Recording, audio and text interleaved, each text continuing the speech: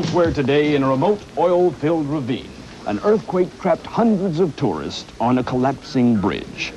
Flash fires burned in the area, and a tanker truck was washed away in a wall of water. 3 minutes later, it happened again. The Backstage studio tour featuring Catastrophe Canyon, or as it was later known, the studio's Backlot tour, was arguably the biggest highlight of the new MGM Studios park. Disney MGM Studios theme park will officially open to the public. But as the final touches are being put on this wonderful new theme park, we're going to give you a glimpse of what all the excitement is about. Throughout its lifetime, the attraction continued to be cut down until a shell of the original version was left. Opening year, and perhaps even right now, Hollywood Studios could be considered a half-day park, and in its early days the park would be split into two distinct sections. The studio section featuring the tours and the theme park section. Over the years though, many changes blurred the line between both and they would become more and more entwined. Opening year, a large portion of your visit to the MGM Studios will be spent on the 2-hour studio tour. Clearly taking inspiration from the Universal Hollywood Tram Tour, the ride was constructed along with the studio and purpose-built movie sets. While the theme park opened on May 1st, 1989, the actual Backlot and production studios had been operating from mid-1988. You can make movies here. You can gather the resources necessary to do pretty extensive work on the New York Backlot or on the soundstage. So that was probably a very exciting turning point for the studio, where it really became a legitimate place to work. Explode! The demand to film productions when the new studio opened was so popular that some even had to be turned away due to overcrowding. Some of the movies filmed at the studio included Splash 2, which was actually honoured with a splash fountain within the park, Passenger 57, From the Earth to the Moon, and many more. The original version of the attraction would load at a very different location to its later day attraction, where the current Star Wars launch bay is located. This area, called Animation Courtyard, is why you see a slightly out of place entrance arch to the right of the Chinese theatre still to this day. This arch used to represent the transition from the theme park section to the working studio production facility. Inside this small courtyard area, you would find the soundstage restaurant and the catwalk bar, as well as the animation tour. Here was the entrance and exit to the Backstage experience, offering you an adventure behind the scenes, giving you a look at a real motion picture studio. On the park's guide map, a warning for the attraction stated that 2 hours of this guided tour involved an hour of walking with only one restroom break. Once through the Backstage tour entrance, a covered queue area and the tram loading station greeted you before heading out on your tour, past production offices and prop vehicles. A backstage tunnel through wardrobe gave guests the opportunity to look and observe cast members creating costumes for various Hollywood productions. The scenic shop offered a view of the craftsmen constructing sets for use in productions before the tram tour headed out to Residential Street. The home of the award-winning Golden Girls starring Lee Arthur, McClanahan, Estelle Getty, and Betty White. Featuring home facades from famous television shows. The houses were nothing more than just the front of the house and would be used for wide shots in the shows. Nothing was actually filmed inside them, but some of the houses were featured in The Golden Girls, Adventures in Wonderland, and Ernest Saves Christmas. In 1992, an 8th house was added that was used in the show Empty Nest. During the earlier years, Herbie the Lovebug greeted guests by squirting them with water. The street was also covered in millions of lights during the Osborne family lights from 1995, and the tours ended early so guests could walk through the area. Actually, I grew up in New York, and our backlot looks more like New York than New York does. Aside from being a popular part of the guest tour, New York City Street is an extraordinary television and movie set. During the first year, the next stop would be a trip down New York Street, or later known as the Streets of America, a replica set of New York starting with Washington Square Park Memorial. This whole street was originally closed to guests and only viewable by the tour. Actually used as a production set, if you were lucky you would see a real scene being shot, or a fake one by Disney to try and give you the impression it was. When productions were not being filmed, a gangster scene sometimes played out to guests on the tour. This street was actually featured in the Bette Midler film, The Lottery. This loop of New York Street though didn't even last the whole year, and due to overcrowding issues in the small theme park section of the park, half of New York Street was open to guests to walk around, and the tram tour would head straight to its next location, Catastrophe Canyon. Passengers were led to believe they were going to see the testing of a live set. Entering the rocky area with a fuel truck and water tanks, the tram stopped and filming would suddenly start.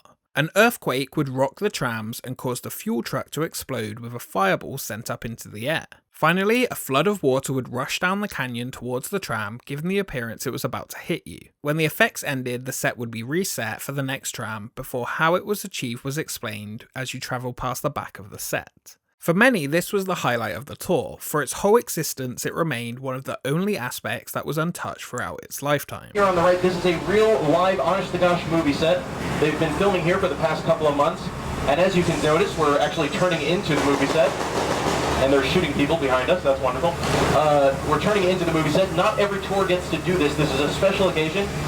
They were filming yesterday, they will be filming tomorrow, but I double-checked the schedule. They're not filming today, so it'll be totally safe to go inside. Along the way, you pass through the Boneyard, an area along either side of the tram's path where different props from various films were displayed for viewing, including props from Roger Rabbit and Star Wars, among many others. In 1992, Walt Disney's personal plane ended its years-long service by landing on World Drive at Walt Disney World. Many people believe this is the same plane that scouted out the land with Walt inside when planning Walt Disney World, but this isn't actually the case. This plane was put into service the following year in 1964. It may have been used by Walt for later trips scouting out the area, but not the original one, which is maybe why sometimes this spill was included in the Backlot tour.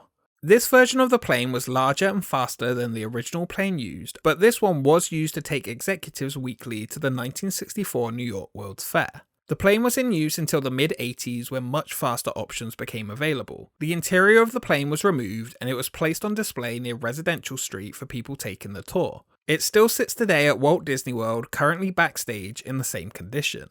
Following the canyon, the tram would once again pass by New York Street before dropping guests off next to the Studio Catering Company restaurant. This was the midway break on the tour, offering a restroom stop and a place to get something to eat. This break area was expanded the second year in 1990 when the Honey, I Shrunk the Kids movie set adventure was added. The next demonstration of the tour was the walk-in section, where first guests would see a water tank demonstration. Here you could be part of the show with mini battleships which would explode and the effects would imply a plane while the audience participants got soaked, and of course it was shown on the overhead monitors. These monitors explained how special water effects were used in movies such as the Poseidon Adventure.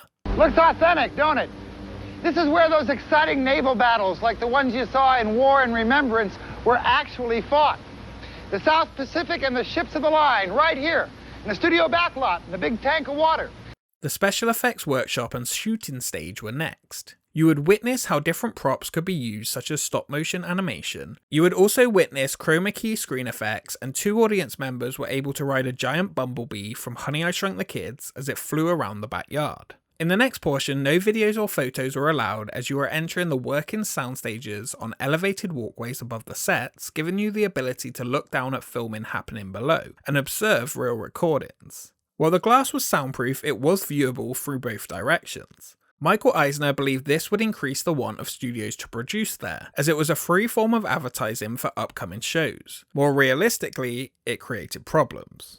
The entire cast and crew had to sign waivers acknowledging tourists were watching everything happening from above, and they had to remain family friendly. Not to mention the fact that nothing would remain spoiler free on these productions. With the difficulties of filming in such an environment, studios were no longer signing up to film at the MGM studios, so Disney took to using them themselves. Productions such as the new Mickey Mouse Club were filmed regularly in the sound stages, and the film Newsies used the New York Street and some of the sound stages as well. The last few sections included sound effects with Mel Gibson and Pee Wee Herman hosting, and editing with George Lucas, C-3PO and R2-D2. The tour ended with a short film, Michael and Mickey, where Eisner and Mickey Mouse would introduce previews of current and upcoming films before exiting through the Disney Studios store.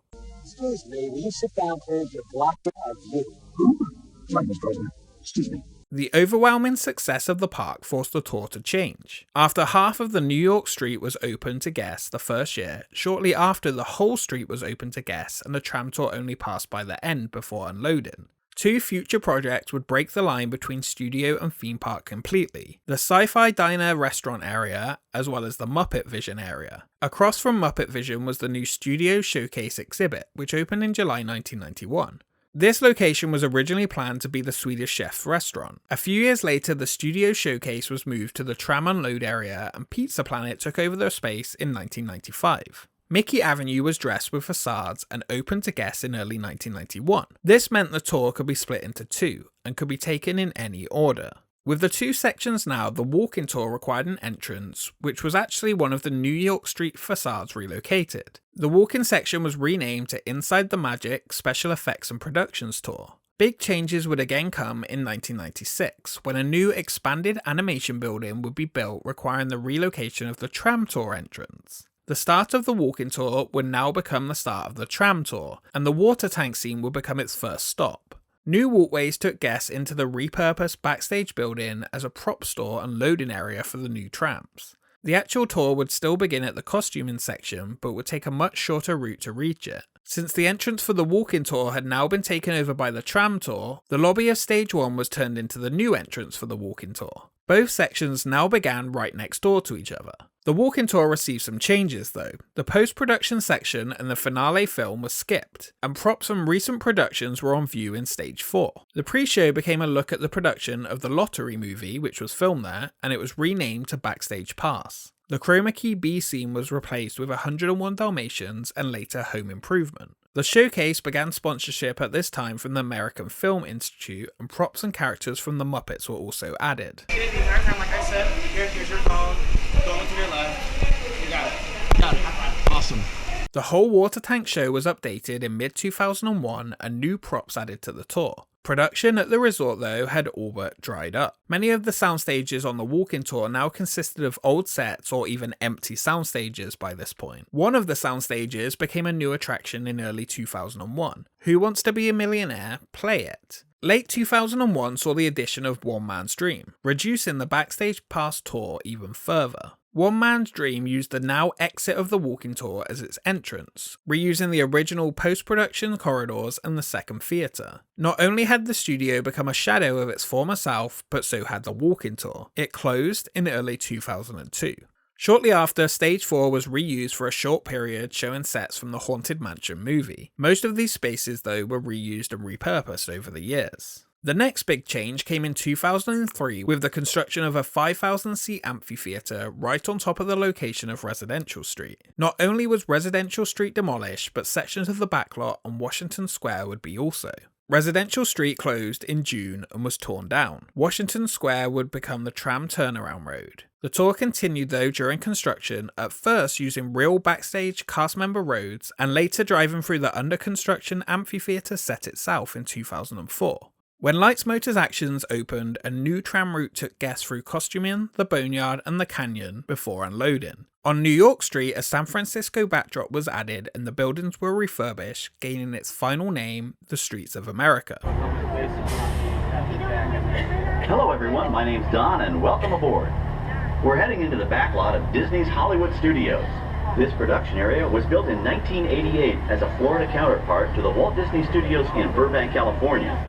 The final change to the tour would ruin the experience even further. In 2008, it was announced that an automated narration spiel would replace the live tour guides on the tram section of the attraction. By this point, the experience was beyond saving. 6 years later, the last remaining section of the original tram tour, a shell of its former self, was announced to close. The last day of operation was September 27, 2014, with no announcement of a replacement. For a short time, the showcase was used as Wandering Oaken's trading outpost, but the closure really marked the end of an era for the studio's park. It was the heart of the original MGM Studios. The land it used to sit on would be replaced with Star Wars Galaxy's Edge and Toy Story Land, announced in 2015.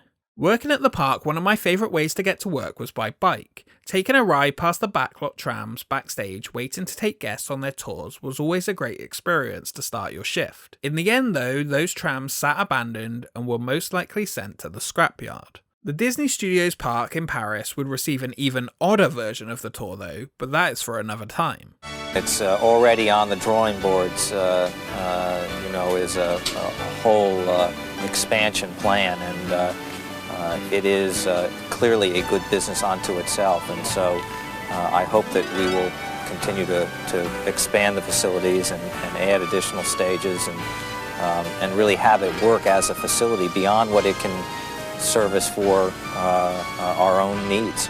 Remnants of this attraction still exist within the park for those that look, the entrance archway making the way into the production side of the park, the loading area inside of Star Wars Launch Bay, and even the walkway seen on Mickey Avenue through the old sound stages. But despite its current name, Disney's Hollywood Studios is no longer a studio, and the mystery of movie making has faded. The dream of a working production studio mixed with a theme park was ambitious, but ultimately a failure, and with that came the end of the Studio Backlot tour. Famous Walt Disney line, which is kind of a cliche now, but I'll use it anyway, which is, he said Disneyland would never be finished. I guarantee that this place will never be finished. Join us again on Expedition Hollywood Studios as we look at the fate of the sound stages of the walk-in tour. Did you enjoy the Studio Backlot tour, and do you think Star Wars is a worthy replacement for this iconic attraction? Let me know in the comments below and subscribe to join us on the expedition. A special thank you to our patrons for supporting the channel, and we will see you next time.